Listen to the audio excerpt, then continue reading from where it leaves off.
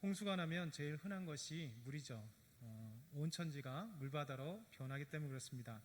그러나 반대로 홍수가 나면 가장 귀한 것이 또한 물입니다.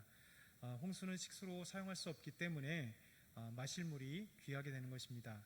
우리 시대에도 사실 많은 홍수의 시대라고 부릅니다. 설교의 홍수 시대라고 얘기하기도 하고 정보의 홍수 시대라고 말하기도 합니다. 정보가 홍수처럼 흘러 넘치고 있습니다. 그러나 거짓 정보들이 또한 홍수처럼 밀물듯 오기 때문에 진짜 정보, 바른 정보, 거짓되지 않은 정보를 찾기 어려운 시대입니다. 정보의 홍수의 시대에 살아서 범죄의 정보들, 또 분노와 실망의 정보들로 가득합니다. 그러나 실상 사람을 살리는 그런 정보들, 바르고 진실된 정보들이 정말 보기 힘든 시대가 바로 이 시대인 것 같습니다. 우리 그리스도인들에게도 이 사명이 또한 그렇습니다. 교회를 오래 다녀도 사명이 뭔지 모르는 사람들이 참 많습니다. 사명은 다른 말로 한다면 내가 살아가는 목적, 내가 살아가는 이유가 사명입니다. 단순히 살아가는 이유가 아닙니다. 하나님의 사명 의식입니다. 하나님께서 왜 나를 이 땅에 태어나게 하셨을까? 하나님께서 왜 나에게 이 귀한 가정을 주셨을까? 나에게 학교를 주셨을까? 나에게 직장을 주셨을까? 그것을 아는 이유가 사명입니다. 내가 살아가는 이유가 무엇일까? 또 내가 살면서 무엇을 해야 될 것인가? 이것을 아는 것이 사명입니다. 사명은 나를 향한 하나님의 계획이 사명입니다. 이 세상을 향한 하나님의 마음이 사명이죠. 나를 향한 하나님의 사명을 깨닫지 못하면 하나님과 상관없는 삶을 살게 됩니다. 사명을 깨닫지 못하면 이 세상에 집착하게 됩니다. 또 이 세상만을 바라보며 살게 됩니다. 러시아의 대문호인 톨스토이가 쓴 책이 있습니다. 사람은 무엇으로 사는가? 라고 하는 책입니다. 이 책의 두 번째 이야기, 사람에게 얼마나 많은 땅이 필요한가? 라는 제목의 이야기가 있습니다. 이 글을 통해서 톨스토이는 우리의 헛된 인생에 대해서 교훈하고 있습니다. 파움이라는 가난한 농부가 있었습니다. 이 농부가 어느 마을에 촌장에게 찾아가서 땅을 팔 수 있냐고 물어보았습니다. 그때 촌장은 파움에게 이렇게 얘기를 합니다. 하루 동안 돌아온 만큼의 땅을 모두 당신에게 1,000루블에 팔겠습니다. 단 조건이 있는데 출발한 지점에 출발한 그 날에 돌아와야 한다는 것입니다. 그 말을 듣고 파움은 걷기 시작했습니다. 왜냐하면 그가 걷는 모든 땅, 하루가 되기 전에 밟고 돌아온 땅을 다 1,000루블에, 값싼 1,000루블에 주기 때문에 그렇습니다. 파울은 10발자국 걷다가 이대로는 안 되겠다 생각하고 이제 뛰기 시작합니다. 어느 정도 뛰었다가 땅을 파고 표시를 했습니다. 그리고 더 걸음이 빨라지며 뛰기 시작합니다. 차츰 더워진 옷을 벗고 걸었습니다. 또 뛰었습니다. 하루의 4분의 1이 지나가면서 여기서 방향을 돌릴 수 없다 생각했습니다. 왜냐하면 자기가 밟는 모든 땅이 자기의 땅이 되기 때문에 이제 다시 돌아갈 마음이 없었던 것이죠. 그는 신발을 벗고 또 뛰기 시작했습니다. 또 앞으로 걸어갈수록 더 좋은 땅이 눈에 보이기 시작했습니다. 또 여기서도 방향을 돌릴 수 없다 생각했습니다. 그는 한참 구덩이를 파고 표시하고 또 달리기 시작했습니다. 점심을 먹고 졸렸지만 그는 계속해서 달려가고 걸었습니다. 앞으로 또 앞에 있는 습기 찬 땅을 바라보기에 또 버리기에는 너무 아까운 땅이었습니다. 그래서 습기가 찬 땅이었지만 그 땅도 차지하기 위해서 그 땅도 걸었습니다. 그런데 출발점이 점점 보이지 않는 것입니다. 더운 가운데 지평선만 아른거렸습니다. 파움은 그때 깨달았습니다. 내가 너무 욕심을 부렸군. 이제 빨리 출발점으로 돌아가자라고 생각을 했습니다.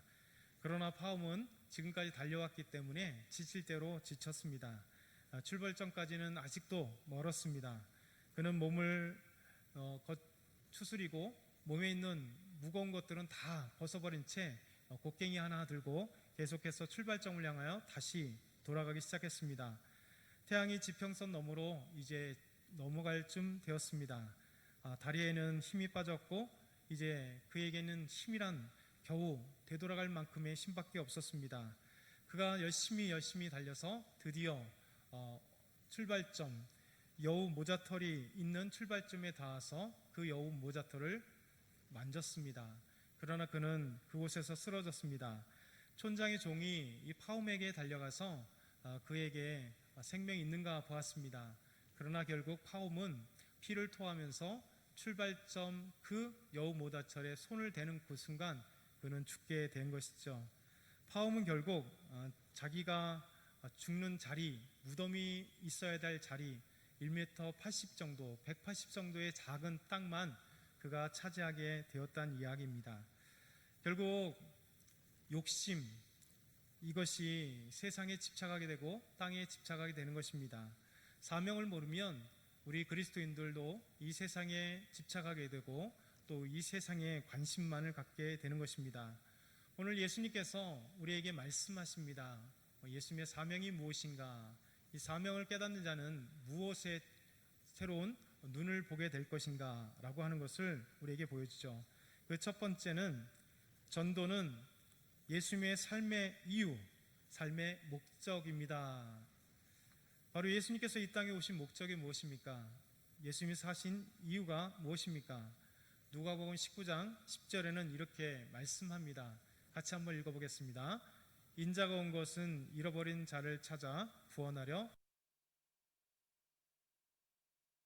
이 땅에 오신 목적은 바로 잃어버린 영혼들을 위해서 이 땅에 오신 것이죠.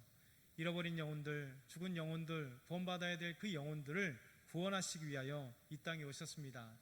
예수님이 이 땅에 오셨고 십자가에 죽으시고 부활하신 이유가 바로 죽은 영혼들을, 잃어버린 자를 찾아서 구원하기 위해 이 땅에 오신 것입니다. 이것이 바로 예수님께서 오신 목적이요 예수님의 사명, 예수님의 삶을 살아간 이유입니다.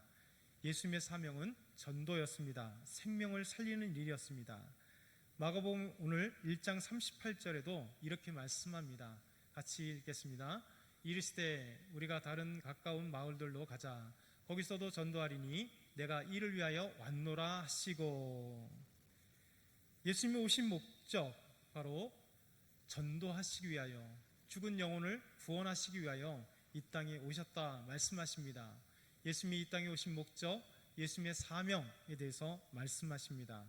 두 번째, 그러나 기도 없이는 결코 전도의 사명을 감당할 수 없습니다.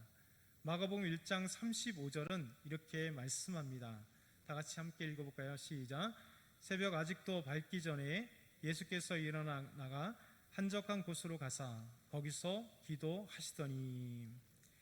예수님은 전도하시기 전에 새벽이 밝기 전에 한적한 곳에 가서 기도하셨다 말씀하십니다.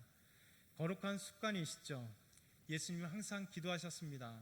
이것이 바로 거룩한 습관입니다. 유명한 교육학자 호레이스 만은 습관에 대해서 이렇게 이야기를 합니다.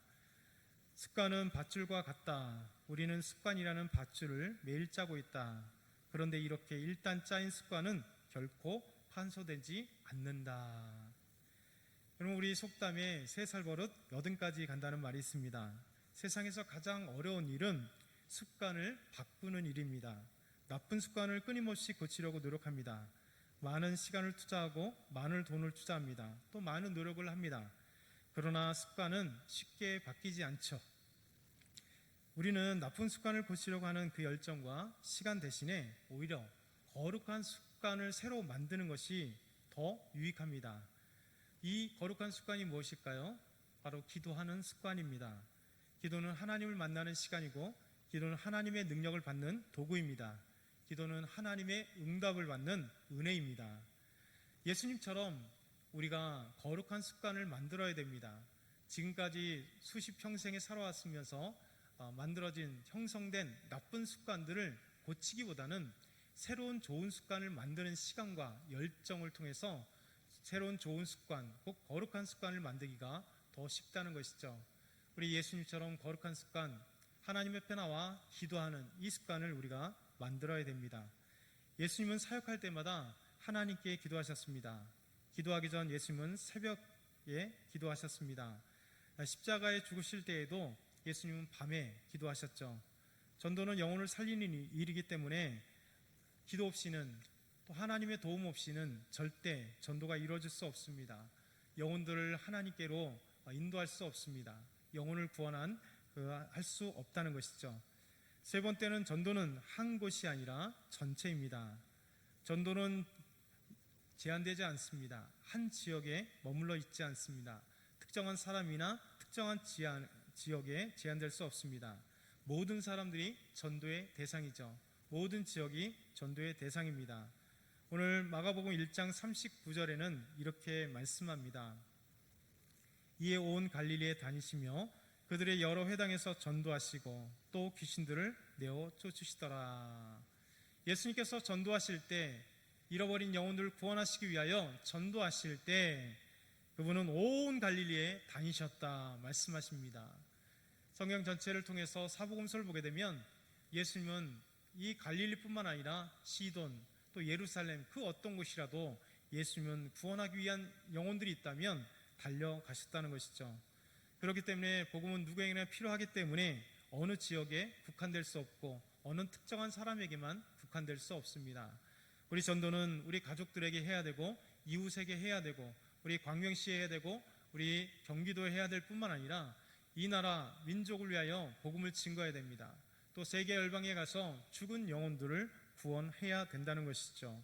그렇기 때문에 복음을 들어야 될 대상은 온 세계 열방 모든 사람들이고 지역도 온 세계 열방인 것을 기억해야 될 것입니다. 그래서 예수님은 가는 곳마다 주의 복음을 증거하고 제한된 대상이나 제한된 지역이 없었다는 것이죠. 예수님께서 십자가에 부활하시고 40일 동안 제자들과 함께 있다 승천하시며 위대한 복음의 증거, 전도 명령을 우리에게 말씀하셨습니다. 마가복음 16장 15절에서 18절 보면 또 이르시되 너희는 온 천하에 다니며 만민에게 복음을 전파하라. 믿고 세례를 받는 사람은 구원을 얻을 것이요 믿지 않는 사람은 정죄를 받으리라. 믿는 자들에게는 이런 표적이 따르니 곧 그들이 내 이름으로 귀신을 쫓아내며 새 방언을 말하며 뱀을 집어 올리며 무슨 독을 마실지라도 해를 받지 아니하며 병든 사람에게 손을 얹은즉 나으리라 하시더라. 이것이 예수님의 사명입니다. 우리를 향하신 주님의 사명이죠. 우리는 이제 복음을 들고 세계 열방 가운데 또 이웃 주민에게 우리 가족들에게 주의 복음을 증거해야 될 것입니다. 그랬을 때 하나님이 가장 기뻐하실 것입니다. 마지막 네 번째는 그러나 때를 얻든지 못 얻든지 복음을 전해야 합니다. 디모데후서 4장 2절은 이렇게 말씀합니다. 같이 읽겠습니다. 너는 말씀을 전파하라. 때를 얻든지 못 얻든지 항상 힘쓰라. 범사의 오래 참음과 가르침으로 경책하며 경계하며 권하라. 우리 주님은 말씀하십니다. 너희는 말씀을 전파하라. 때를 얻든지 못 얻든지 항상 힘쓰라고 말씀하시죠. 우리는 하나님의 말씀을 전해야 됩니다. 하나님의 말씀이 무엇입니까? 구원의 말씀입니다. 하나님의 백성으로 어떻게 살아야 될지에 대한 말씀입니다. 우리 때를 얻든지 못 얻든지 우리 하나님의 말씀, 구원의 말씀, 복음의 말씀을 전해야 된다는 것이죠. 바울은 계속해서 디모데에게 전하는 편지를 통해서 디모데후서 4장 5절에 이렇게 말씀합니다. 그러나 너는 모든 일에 신중하여 고난을 받으며 전도자의 일을 하며 내 직무를 다하라. 여러분, 전도는 고난과 함께하는 것입니다. 전도는 항상 기쁘지 않습니다. 복음을 증거할 때 사단의 방해가 있고 수많은 사람들이 복음에 거부할 때가 있습니다. 그러나 여러분, 전도가 쉽지 않다고 고난이 있다고 멈춰서는 안 되는 것이죠. 죽은 영혼이 살아나는 것, 이것은 산고의 고통이 있게 마련입니다. 우리 주님께서 이 땅에 오신 이유, 우리 예수님께서 이 땅에 오시는 이유, 그 사명은 복음 증거, 잃어버린 영혼들을 구원하기 위한 이 복음 증거, 곧 전도하시기 위하여 이 땅에 오셨다는 사실을 기억해야 됩니다. 그렇기 때문에 우리는 예수 그리스도를 닮아가는 그리스도인입니다. 그리스도인 모두 하나님이 기뻐하시는 전도를 해야 되는 것이죠. 영혼을 살려야 되는 것입니다. 그러기에 우리 모든 성도들이 함께 복음을 증거하며 고난이 찾아온다 할지라도 이 복음을 위하여 우리의 사명을 다하고 이것이 우리의 사명인 것을 기억하면서 주님 앞에 기도하며 하나님의 능력과 힘으로 의지하여 복음을 증거하는 여러분과 제가 다 되기를 축원합니다. 오늘 9가지 기도 제목이 있습니다. 첫 번째, 두 번째 읽어드리고 계속 기도하겠습니다.